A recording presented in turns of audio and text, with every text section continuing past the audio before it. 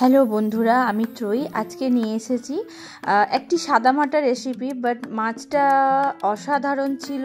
সাইজে যেমন, স্বাদে তেমন, গন্ধে তেমন, সবেতেই অতুলনীয়। দেখে তো বুঝতে পারছো চিংড়ি মাছ রান্না করেছি, পুরো একদম রাজশাহী চিংড়ি এটা। তো এইটা রাজশাহী চিংড়ি এইভাবেই রান্না করেছি আমি।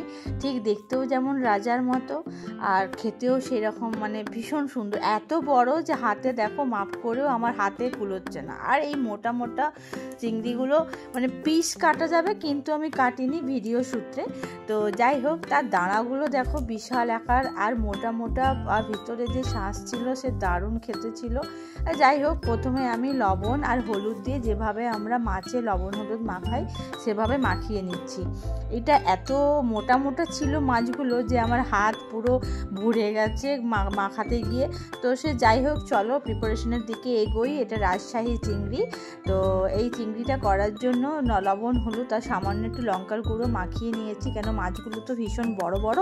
তো আর একটু মোটা মোটা, দেখো আমার হাতে কুলোচ্ছে না ভাই, এত মোটা মোটা বড় বড় চিংড়ি। তো সে যাই হোক, আমি ওই জন্যই ভিডিও করলাম। ভীষণ সুন্দর হয়েছিল খেতে রান্নাটা। আর এর সাথে দেখো মোটা মোটা করে বেশ ভালো করে মাখিয়ে নিচ্ছি মাছগুলোকে। মাথায় একটু মেখে কিছুক্ষণ এটা রাখতে হবে। অন্যান্য মাছের মতন একটু না রাখলে একটু ভেতরে লবণ হলুদের স্বাদটা মোটেই ঢুকবে না। তো তার জন্য আমি দেখো কড়াইতে তেল নিয়ে নিয়েছি। কড়াইয়ের তেলটা একটু কালো কেন, আমি আগেই একটা পোনা মাছ ভেজেছিলাম, তো তার সাথেই আমি তেল অ্যাড করে নিয়ে আরও একটু দিয়ে মাছটা দুটো করে ভাজা হচ্ছে। মানে আমি একসাথে 4টে ভাজতে পারছি না। সে যাই হোক, তো দুটো করেই ভেজেছি, যথারীতি লাল লাল করে একটু সময় নিয়ে, না হলে তো মাছটা ভালো ভেতরে না ভাজা হলে ভেতরটা কাঁচা থাকবে, স্বাদ হবে না মাছ রান্নাটায়। তো এরকম করে লাল লাল করে সব মাছগুলো একে একে ভেজে রাখবো, প্লাস দাঁড়াগুলো ভেজে রাখবো। তো দাঁড়াগুলো ভাজতে গিয়ে তো আমার তো হাত ভীষণভাবে কেটে গিয়েছিল। দাঁড়াগুলোতে এত মোটা মোটা কাঁটা যে কি বলবো। তো দেখো মাছটা ভীষণ সুন্দর হয়েছিল। তো যাই হোক, মাছটা এইভাবে লাল লাল করে ভেজে নিয়েছি। ভেজে নিয়ে এর পরবর্তী স্টেপ হচ্ছে, আমি আলুগুলোকে লবণ হলুদ দিয়ে স্লাইস করে কেটে রাখা লম্বা লম্বা আলু, আমি আলুগুলোকেও মেখে ভেজে নেব তেলে। ওই তেলেই ভেজেছি, কেননা ফ্লেভার তো ওই তেলেই আছে। তো খুব সুন্দর করে আলুটাকে লবণ হলুদ মাখিয়ে নিচ্ছি পরিমাণ মতো। তোমরা একটু দেখে একটু পরিমাণটা দেবে, কেন মাছেও লবণ ছিল, আলুতেও লবণ হলুদ পড়বে। তো দিয়ে আমি এটা ভেজে নিলাম। তো ভাজতে ভাজতে, আচ্ছা বলো তো কে তোমরা চিংড়ি মাছ পছন্দ করো আর এই সাইজটা? তো আমার তো ভীষণ ভালো লেগেছে। তো যাই হোক, মাছটা ভালো, এই আলুটা ভাজতে ভাজতে চলো মশলাটা রেডি করে নিই। একটু পেঁয়াজ কুচি নিয়েছি, বেশি কিছু মশলা নয়, পেঁয়াজ কুচি, একটু লঙ্কা, একটু আদা রসুন বাটা, বাস এতেই রান্নাটা কাফি। তো বেশি মশলা দিয়ে লাভ নেই রান্নায়। বেশি মশলা যত দেবে তত রান্নার স্বাদ গন্ধ সব খারাপ হয়ে যায়। তো তেলে আরও অল্প একটু আমি তেল অ্যাড করলাম। তেল অ্যাড করে গরম মশলা ফোড়ন দিয়ে ওর মধ্যে আমি একটি পেঁয়াজের হাফ পেঁয়াজ আমি কেটে ওটাকে একটু সামান্য লাল লাল করে ভেজে নিয়েছি। এরপরে একটা টমেটোকে গোটা এটাও দিয়ে দিলাম ওই পেঁয়াজের সাথেই। ওটাও তেলে ভাজা ভাজা হয়ে গেল। এর ওপরে আমরা আর এখন লবণ দেব না, কেন তেলের মধ্যে আলু মাছ ভাজা হচ্ছে সেই কারণ, আর এর মধ্যে লবণ অলরেডি মিশে আছে, সেই জন্য আর দিচ্ছি না। এটা ভাজতে ভাজতে চলো আমরা গুঁড়ো মশলাগুলো কিছু অ্যাড করে নিই। আমি গুঁড়ো মশলাগুলো এভাবেই রান্না করতে ভালোবাসি, অনেকে ভিজিয়ে দেয়।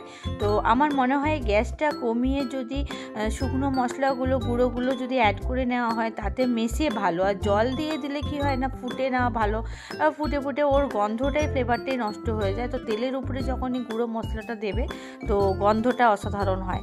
তবে গ্যাস কমিয়ে সবসময় মাথায় রাখতে হবে। তার মধ্যে জিরে গুঁড়ো, ধনে গুঁড়ো, হলুদ গুঁড়ো আর লঙ্কার গুঁড়ো। তো লঙ্কার গুঁড়ো আমি এখানে কাশ্মীরি মির্চ অ্যাড করেছি, কেননা এখনের দিনের যে লঙ্কা ভীষণ ঝাল হয় কাঁচা লঙ্কা। আমি যেহেতু কাঁচা লঙ্কায় প্রিপারেশনটা রান্না করেছি, সেহেতু আমি কাশ্মীরি মির্চ আমি অ্যাড করেছি। তারপরে সব মশলাগুলো লাল লাল হয়ে ভেজে রাখার পর যখন তেলটা ছেড়ে যাবে, সেই রকম সময় আমরা যে মিক্সিতে মশলাটা বেটেছিলাম সেই মশলাটাও ওর মধ্যে ভালোভাবে একটু গ্যাস কমিয়ে কমিয়ে ধৈর্য নিয়ে বেটে তা ভেজে নিয়ে তার মধ্যে আমরা একটু ভাজবো যতক্ষণ না মশলাটা থেকে তেল ছাড়া হয়। এই যে দেখো কত সুন্দর তেল ছাড়া হয়ে গেছে। এই রকম সময় আরেকটা কড়াইতে আমি কি করেছিলাম, দাঁড়াগুলো ভেজে নিয়েছি।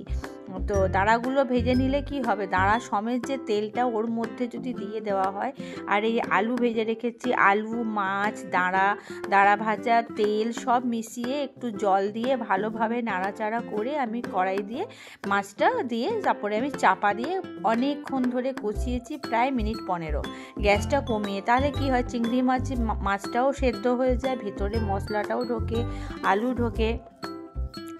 এরপরে কি করব, ওটাকে মিশিয়ে ভালোভাবে কষিয়ে কষিয়ে দম দিয়ে দিয়ে কষিয়ে ওটাকে একটু জল দেব, জল দিয়ে ওটাকে ফুটতে দেব। দেখো ভাজা ভাজা হয়ে গেছে। এইরকম সময় আরেকবার নাড়াচাড়া করে তো পরিমাণ মতো লবণ দিয়ে আর ওই দাঁড়াগুলো দিয়ে একটু চাপা দিয়ে আবারও কষাবো। কষিয়ে আমরা কি করব, জল দিয়ে দেবো। এক্ষেত্রে গরম জলও ব্যবহার করতে পারো, আবার ঠান্ডা জলও ব্যবহার করতে পারো। তো আমি এখানে ঠান্ডা জলই ব্যবহার করেছি।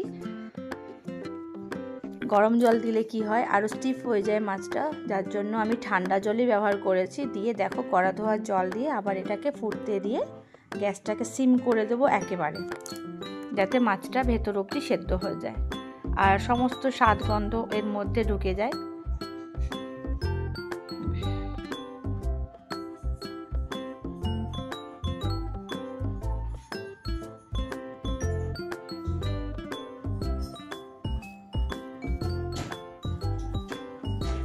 এই যে ফুটে উঠলেই সাইডে যখনই তেল ছাড়া ছাড়া হয়ে যাবে, পুরো তেলটা সাইডে ভেসে যাবে।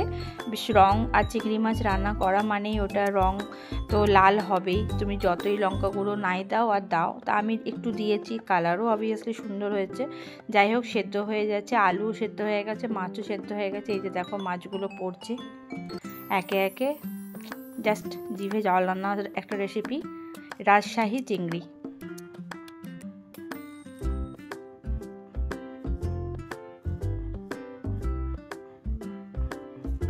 তোমাদের রেসিপিটা কেমন লাগলো একটু জানিও। Thank you.